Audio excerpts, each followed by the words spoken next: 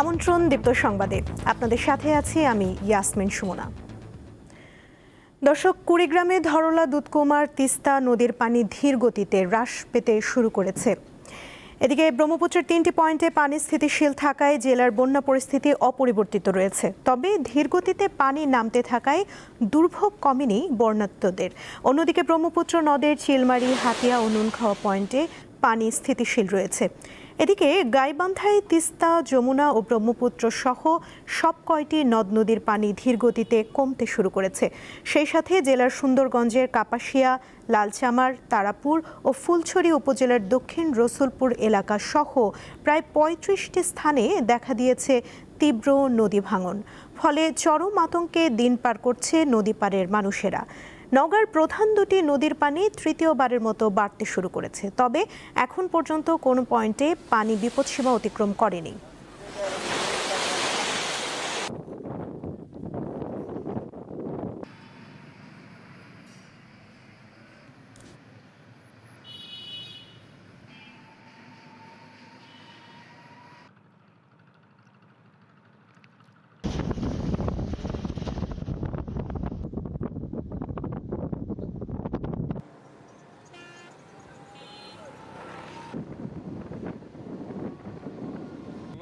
কোন গাড়ি যাচ্ছে?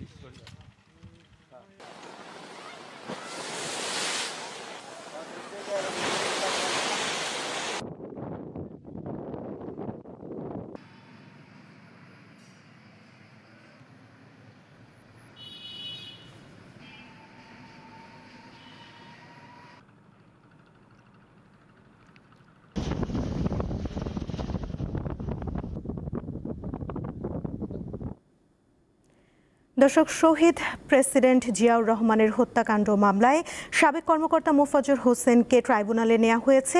ট্রাইব্যুনাল থেকে যুক্ত আছেন আমাদের সহকর্মী মাহিদুর রহমান। কথা বলবো তার সঙ্গে। মাহিদুর, ট্রাইব্যুনালে কি আসামিকে তোলা হয়েছে কিনা আমাদের জানাবেন বিস্তারিত। জি সুমনা, আপনি যেমনটি বলেছিলেন যে শহীদ প্রেসিডেন্ট জিয়াউর রহমানের হত্যাকাণ্ডের সাথে জড়িত যে মেজর মোজাফফর হোসেন, তাকে কিন্তু গত 15 তারিখে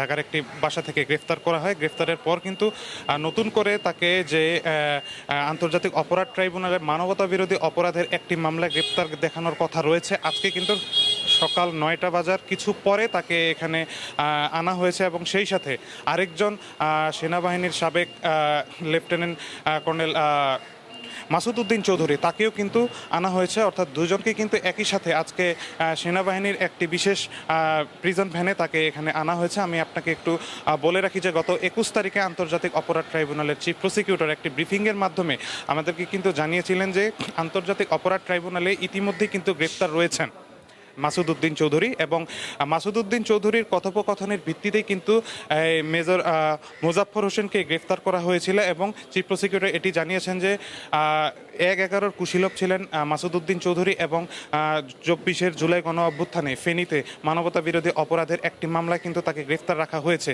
তারা কিন্তু তাদের ফোনের কথোপকথন ধরেই কিন্তু মেজর মোজাফফরকে সন্দেহ করছেন যে তার সাথে তার কোনো ধরনের যোগসাজশ আছে কিনা, হয়তোবা তার সাথে তার কোনো যোগসাজশ যদি থেকে থাকে তাহলে কিন্তু তাকে নতুন করে একটি মানবতা বিরোধী অপরাধের মামলায় তাকে আনা হবে। অর্থাৎ সে যখন মোবাইল ফোনের কথোপকথন হতো তখন জন্ডু নামের একটি নামে তার সাথে কথা বলতো, অর্থাৎ মাসুদ উদ্দিন চৌধুরীর সাথে জন্ডু নামে একটি যোগাযোগ ছিল এই মোজাফফরের।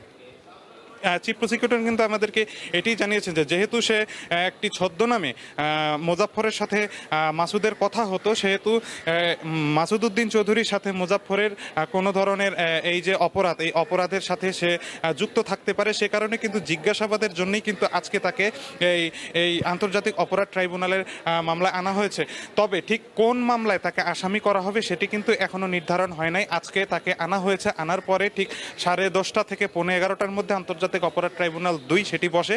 সেটি বসার পরে কিন্তু তাকে গ্রেফতার দেখানোর জন্য আবেদন করবেন প্রসিকিউশন। যদি সেটি অ্যাকসেপ্ট করে ট্রাইব্যুনাল থেকে, ট্রাইব্যুনাল তারপরে জিজ্ঞাসাবাদের জন্য পারমিশন দেবেন। তারপরে জিজ্ঞাসাবাদ করা হবে। জিজ্ঞাসাবাদের পর যদি তার কোনো ধরনের সংযুক্ততা পেয়ে থাকে তারপরে হয়তোবা তাকে নতুন কোনো মামলায় দেখানো হবে। তবে শহীদ প্রেসিডেন্ট জিয়াউর রহমানের সাথে তার হত্যাকাণ্ডের যে জড়িত থাকার কথা সেটি কিন্তু এই মামলা নয়, অর্থাৎ এটি পুরো ভিন্ন একটি মামলা। যদি তারা তদন্তের স্বার্থে কোনো ধরনের সম্পৃক্ততা পেয়ে থাকে তাহলে এটি হবে মানবতা বিরোধী অপরাধের কোনো একটি মামলায় গ্রেফতার। কিন্তু কিছুদিন আগে স্বরাষ্ট্রমন্ত্রী কিন্তু একটি সংবাদ সম্মেলনে বলেছেন যে গ্রেফতার মোজাফফর হোসেন দীর্ঘদিন পলাতক থাকার পর তাকে যে গ্রেফতার করা হয়েছে, তার যে শহীদ প্রেসিডেন্ট জিয়াউর রহমান হত্যাকাণ্ডের সাথে জড়িত থাকার এই যে মামলাটি সেটি কিন্তু সামরিক আইনেই হবে, অর্থাৎ সেই মামলাটি পুরো ভিন্ন এবং মানবতা বিরোধী অপরাধের যে মামলা অর্থাৎ ট্রাইব্যুনালে যে মামলাটি আছে এটি কিন্তু পুরো ভিন্ন একটি মামলা।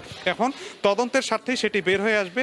আন্তর্জাতিক অপরাধ ট্রাইব্যুনালের চিফ প্রসিকিউটর কিন্তু আমাদেরকে জানিয়েছেন যে মাসুদ উদ্দিন চৌধুরীর সাথে তার যে সম্পৃক্ততা সেটি তদন্তের স্বার্থে তারা প্রাথমিক একটি ধারণা করছেন যে সম্পৃক্ততা থাকতে পারে। তারা এটিও আবেদন করবেন যে মাসুদ উদ্দিন চৌধুরীর সাথে মোজাফফরের সরাসরি তাদেরকে মুখোমুখি করবেন, তাদেরকে জিজ্ঞাসাবাদ করবেন এবং তারা মনে করছেন যে তাদের সম্পৃক্ততা তারা পাবেন। এছাড়া আমি বলে রাখি যে আজকে যদি তাকে অ্যাকসেপ্ট করা হয় তাহলে নতুন করে মানবতা বিরোধী অপরাধের মামলায় তাকে গ্রেপ্তার দেখানো হবে এবং এটি হবে নতুন একটি মামলা। তো আপাতত আমার কাছে ছিল এই সর্বশেষ অবস্থা। কোর্ট বসার পরে যে কোর্টের ভেতর থেকে কি আসে সর্বশেষ তথ্য আমি আপনার মাধ্যমে জানিয়ে দেব। সুমনা। নিশ্চয়ই প্লাবন, ধন্যবাদ আপনাকে। সাতক্ষীরা 4 আসনের সংসদ সদস্য গাজী নজরুল ইসলামকে বহিষ্কার করেছে বাংলাদেশ জামায়াতে ইসলামী। বিকেলে দলের কেন্দ্রীয় নির্বাহী পরিষদের জরুরি বৈঠকে নৈতিক স্খলনের দায়ে তাকে বহিষ্কারের সিদ্ধান্ত হয়। এর আগে সামাজিক যোগাযোগ মাধ্যমে ব্যক্তিগত মুহূর্তের ভিডিও ছড়িয়ে পড়ার কারণে আলোচনায় আসেন গাজী নজরুল ইসলাম। বয়স তার কমপক্ষে ৭৫, বলা যায় প্রবীণ। এই ব্যক্তিটি হলেন সাতক্ষীরা 4 আসনের সংসদ সদস্য গাজী নজরুল ইসলাম। গত সোমবার তার ব্যক্তিগত মুহূর্তের একাধিক ভিডিও সামাজিক যোগাযোগ মাধ্যমে ছড়িয়ে পড়ে। এসব ভিডিওতে এক তরুণীর সঙ্গে জামায়াতে ইসলামী থেকে সদ্য বহিষ্কৃত এই সংসদ সদস্যকে ঘনিষ্ঠভাবে দেখা যায়। ভিডিওটি প্রকাশের পর জামায়াতের অনেক নেতাকর্মী সামাজিক যোগাযোগ মাধ্যমে সেটিকে কৃত্রিম বুদ্ধিমত্তা বা এআই প্রযুক্তিতে তৈরি বলে দাবি করেন। এরপর মঙ্গলবার গাজী নজরুল ইসলাম নিজের ফেসবুক আইডিতে পোস্ট দিয়ে জানান ওই তরুণী তার দ্বিতীয় স্ত্রী মরিয়ম বেগম। গত 17 জুন পারিবারিকভাবে এবং তার প্রথম স্ত্রীর সম্মতিতে বিয়ে সম্পূর্ণ হয়। এসবের মাঝে ভাইরাল হয়ে পড়ে ওই তরুণীর একটি জীবন বৃত্তান্ত। চাকরির জন্য ওই জীবন বৃত্তান্তে সবুজ কালির কলমে জোর সুপারিশ করছি লিখে সই করেন নজরুল ইসলাম, যেখানে তারিখ উল্লেখ আছে 22 জুন 2026। ওই জীবন বৃত্তান্তে তরুণীটির বৈবাহিক অবস্থা অবিবাহিত উল্লেখ রয়েছে। ঘটনাটি নিয়ে বুধবার বিকেলে জামায়াতের কেন্দ্রীয় নির্বাহী পরিষদের জরুরি বৈঠক অনুষ্ঠিত হয়। এতে সভাপতিত্ব করেন দলের আমির শফিকুর রহমান। সেখানে নৈতিক স্খলনের দায়ে গাজী নজরুল ইসলামকে দল থেকে বহিষ্কারের সিদ্ধান্ত হয়। সাতক্ষীরা 4 আসনের সংসদ সদস্য ব্যাপারে যে অপরাধটি তদন্তের মাধ্যমে প্রমাণিত হয়েছে সেটাকে নৈতিক পদস্থলে জড়িত হওয়ায় সংগঠনের প্রজাতন্ত্রের ৬২ ধারা অনুযায়ী তাকে দল থেকে বহিষ্কারের সিদ্ধান্ত নেয়। নজরুল ইসলামকে দল থেকে বহিষ্কারের বিষয়ে চিঠি পেলে আইন অনুযায়ী ব্যবস্থা নেওয়ার কথা জানিয়েছে নির্বাচন কমিশন। সঞ্জিদা স্নিগ্ধা, দীপ্ত, বার্তা কক্ষ। আগামী 28শে জুলাই বিশ্ব প্রকৃতি সংরক্ষণ দিবস। প্রাকৃতিক সম্পদ সংরক্ষণ, উদ্ভিদ ও প্রাণী জগতের সুরক্ষা, জীববৈচিত্র্য হ্রাস ও দূষণের মতো পরিবেশগত হুমকি সম্পর্কে সচেতনতা বাড়াতে এই দিনটি পালন করা হয়। বাংলাদেশের প্রাণ প্রকৃতি নিয়ে দীপ্ত সংবাদ ধারাবাহিক প্রতিবেদন প্রচার করছে। আজ থাকছে অবৈধভাবে পাহাড় কাটা নিয়ে প্রতিবেদন।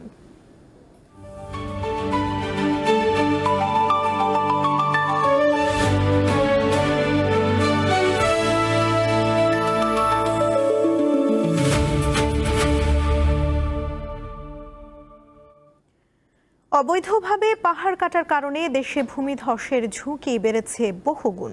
3 পার্বত্য জেলা সহ চট্টগ্রাম, কক্সবাজার, সিলেট ও মৌলভীবাজার অঞ্চলে নির্বিচারে চলছে পাহাড় কাটা। এতে প্রতি বছর বর্ষায় ভূমিধসে বাড়ছে প্রাণহানির ঘটনা। কক্সবাজারের 51টি পাহাড়ে গড়ে উঠেছে প্রায় 22,000 অবৈধ বসতি, যেখানে ঝুঁকি নিয়ে বাস করছেন কয়েক লাখ মানুষ। চলতি জুলাইয়ে ভয়াবহ ভূমিধসে কক্সবাজারের রোহিঙ্গা ক্যাম্পগুলোতে অন্তত 17 রোহিঙ্গা শরণার্থীর মৃত্যু হয়েছে, আর 3,000-এর বেশি মানুষ আশ্রয়স্থল হারিয়ে বাস্তুচ্যুত হয়েছেন।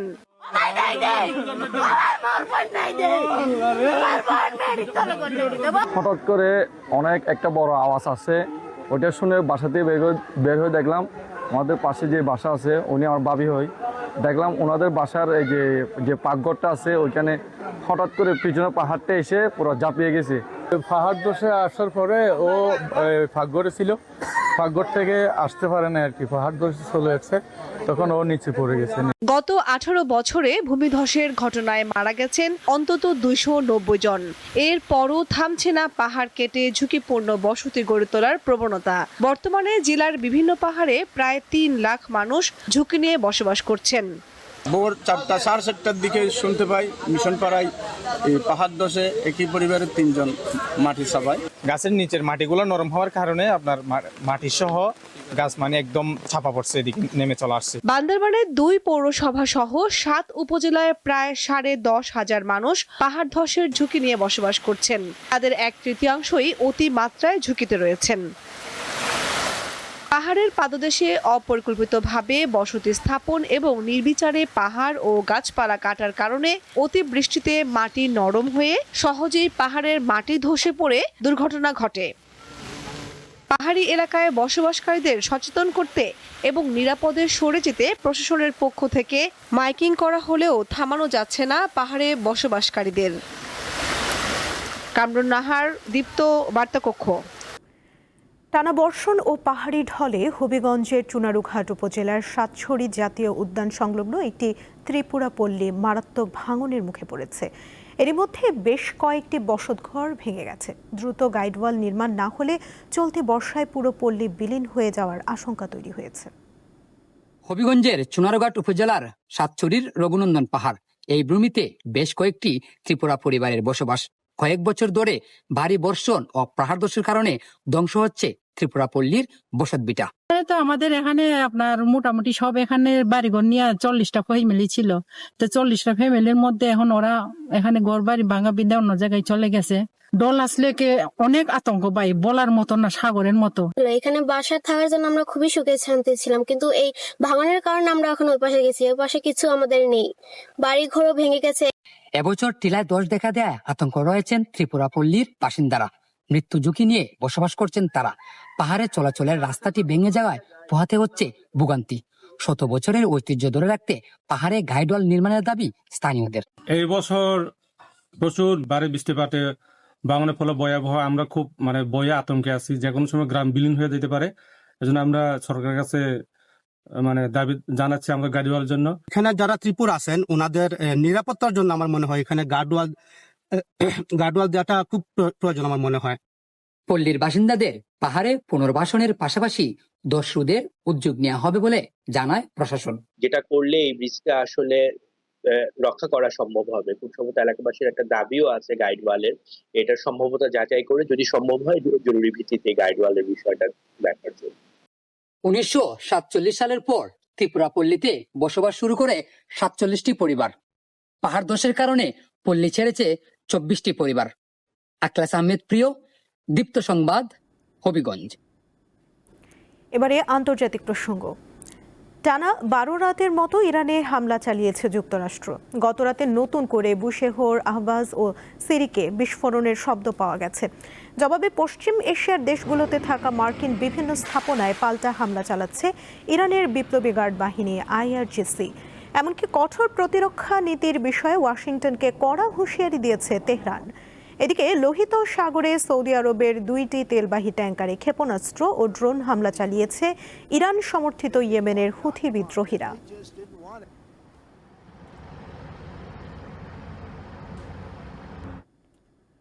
ভারতের রাজধানী দিল্লিতে শিক্ষার্থীদের শান্তিপূর্ণ বিক্ষোভে পুলিশের নির্যাতনে ক্ষোভ প্রকাশ করেছেন দেশটির বিনোদন জগতের তারকারা। তাদের অনেকে আবার সংহতি প্রকাশ করে রাস্তায়ও নেমেছেন। মেডিকেলে ভর্তি পরীক্ষা নিট টেস্ট কেলেঙ্কারি ইস্যুতে বিক্ষোভে উত্তাল নয়াদিল্লি। গত ৩ মে প্রশ্ন ফাঁসের ঘটনায় ২১ জুন পুনরায় ভর্তি পরীক্ষা নেয়ার পর ফলাফল কারচুপির অভিযোগে রাস্তায় নামেন শিক্ষার্থীরা। জোরালো হয় শিক্ষামন্ত্রী ধর্মেন্দ্র প্রধানের পদত্যাগের দাবি। এই অবস্থায় শিক্ষার্থীদের দমাতে অভিযান চালায় দেশটির পুলিশ, আর এতেই উত্তেজনার পারদ এখন তুঙ্গে। রাজধানী নয়াদিল্লি থেকে উত্তাপ ছড়িয়ে পড়েছে গোটা ভারতে। হাসপাতালে থেকেও অনশনের মাধ্যমে আন্দোলনের নেতৃত্ব দিয়ে যাচ্ছেন আলোচিত শিক্ষাবিদ সোনম ওয়াংচুক। দাবি আদায় না হওয়া পর্যন্ত রাজপথ না ছাড়ার হুঁশিয়ারি দিয়েছে ককরোচ জনতা পার্টি সিজেপি। প্রতিবাদের সুর জোরালো হচ্ছে ভারতের বিনোদন জগতেও। আন্দোলনরত শিক্ষার্থীদের সাথে কণ্ঠ মিলেছেন সঙ্গীত শিল্পী অরিজিৎ সিং, জনপ্রিয় গায়ক হানি সিং এবং আরমান মালিকও সংহতি প্রকাশ করেছেন। শিক্ষার্থীদের উপর পুলিশি অভিযানের ঘটনায় ক্ষোভও প্রকাশ করেছেন এসব সঙ্গীত শিল্পীরা। এর আগে আন্দোলনের প্রতি একাত্মতা প্রকাশ করে রাস্তায় নামেন বর্ষিয়ান অভিনেত্রী শাবানা আজমি ও অভিনেতা প্রকাশ রাজ। সমর্থন জানিয়েছেন অভিনেত্রী পুনম পান্ডে সহ আরও অনেক বলিউড তারকা। শিক্ষার্থীদের সমর্থনে এগিয়ে আসছে বিজেপি বিরোধী রাজনৈতিক দলগুলো। সংহতি প্রকাশ করে রাস্তায় নামায় মঙ্গলবার 2 ঘন্টার জন্য আটক হতে হয় কংগ্রেস নেতা রাহুল গান্ধী ও প্রিয়াঙ্কা গান্ধীকে। ছাড়া পাওয়ার পর শিক্ষামন্ত্রী ছাড়াও স্বরাষ্ট্রমন্ত্রী অমিত শাহর পদত্যাগ এবং প্রধানমন্ত্রী নরেন্দ্র মোদীর ক্ষমা চাওয়া সহ 5 দফা দাবি জানান রাহুল গান্ধী। শিক্ষার্থীদের আন্দোলন উত্তেজনা বাড়তে থাকায় বুধবার দিল্লির 16টি গুরুত্বপূর্ণ মেট্রো স্টেশন সাময়িকভাবে বন্ধ ঘোষণা করা হয়। তৌহিদুর রহমান, দীপ্ত, বার্তাকক্ষ। খেলার খবর। ভিআর নয়, হাইব্রিড ভিএআর প্রযুক্তি ব্যবহার করা হবে আগামী নভেম্বরে ঢাকায় হতে যাওয়া সাফ ফুটবল চ্যাম্পিয়নশিপে। সেই সাথে ভেন্যু নিয়েও রয়েছে কিছুটা সংশয়, যদিও সবকিছু আলোচনার মাধ্যমে দ্রুত সমাধান করা হবে বলে জানিয়েছে বাফুফে। চূড়ান্ত হয়েছে দিনক্ষণ। এবার অপেক্ষা দক্ষিণ এশিয়ার সবচেয়ে মর্যাদাপূর্ণ আসর সাফ ফুটবলের বাঁশি বাজার। ভেন্যু ঢাকার জাতীয় স্টেডিয়াম। যদিও ভারতের গোয়া রাজ্যে নারী সাফ ফুটবল টুর্নামেন্ট চলাকালে সংস্থার সাধারণ সম্পাদক জানিয়েছিলেন বাংলাদেশে 2 ভেন্যুতে হবে খেলা। তবে বাফুফের সহসভাপতি একটি ভেন্যুর কথাই জানালেন। এটা কি সিঙ্গেল ভেন্যু তারা প্রেফার করেছে? হ্যাঁ, মানে আমরা যেটা শুনেছি যে সিঙ্গেল ভেন্যুকে তারা প্রেফার করেছে, এটাকে ডিসকাস করবো আমরা। বাট আমাদের তো প্রস্তুত হতে হবে অন্য ভেন্যুতে যাওয়ার জন্য, সেটা তো আপনাকে বুঝতে হবে। আমরা সবসময় বলেছি একটা ডেডিকেটেড ফুটবল স্টেডিয়াম দেওয়ার জন্য আমাদের। আপনি জানেন সেটা তো আসলে আমাদের দেশেরই আপনার ইনফ্রাস্ট্রাকচার সমস্যা। পুরুষ সাফের 15তম আসরে ভিআর প্রযুক্তি ব্যবহারের খবর গণমাধ্যমে প্রকাশ পেলেও বিষয়টি চূড়ান্ত হয়নি, কারণ এই প্রযুক্তির সাথে রয়েছে ব্যয়বহুল খরচও। They have a plan to bring down VAR, but not the full VAR. এটা আপনার হাইব্রিড VAR বলে, অর্থাৎ ওটা একটা সেটআপ হয়তো দেশের বাইরে থাকবে আর একটা সেটআপ এখানে থাকবে। So and I welcome it. আমি বলেছি এটা তো চমৎকার একটা ব্যাপার, যদি আসলে তুমি করতে পারো, আপনি করতে পারেন, দিস উইল বি ফ্যান্টাস্টিক। এটা নতুন একটা রেভলিউশন হবে বাংলাদেশের ফুটবল আয়োজনের ক্ষেত্রে। সাফ টুর্নামেন্টের আগে সেপ্টেম্বরে রয়েছে ফিফা উইন্ডো, তাই সুযোগটা কাজে লাগানোর পরিকল্পনায় বাফুফে। আর ঘরের মাঠে সাফ আসর বলে 3 জাতির টুর্নামেন্টটাও দেশে আয়োজনের চিন্তা করছেন ফেডারেশন কর্তারা। সেপ্টেম্বর উইন্ডোতে আমরা চেষ্টা করছি দক্ষিণ এশিয়ার বাইরের দলকে নিয়ে কাজ করার জন্য। 30+ টিমে যোগাযোগ করেছি। এখান থেকে একটি দেশ মঙ্গোলিয়া থেকে আমরা ইন্টারেস্ট পেয়েছি। ইতিমধ্যে আমাদের সেন্ট্রাল এশিয়া থেকে একটা ইনভিটেশন এসেছে। আমাদের প্রাথমিক ইচ্ছা এখন পর্যন্ত এটা দেশেই করা। সবশেষ 2018 সালে পুরুষ সাফের আয়োজক ছিল বাংলাদেশ। দীর্ঘ সময় পর আয়োজিত দক্ষিণ এশিয়ার বিশ্বকাপ খ্যাত এই টুর্নামেন্টের পর্দা উঠবে 4 নভেম্বর। ফাইনাল হবে 17 তারিখ। আগামী শনিবার রাজধানীর একটি হোটেলে উন্মোচন করা হবে আসরের লোগো। মোহাম্মদ হাসিব, দীপ্ত স্পোর্টস, ঢাকা।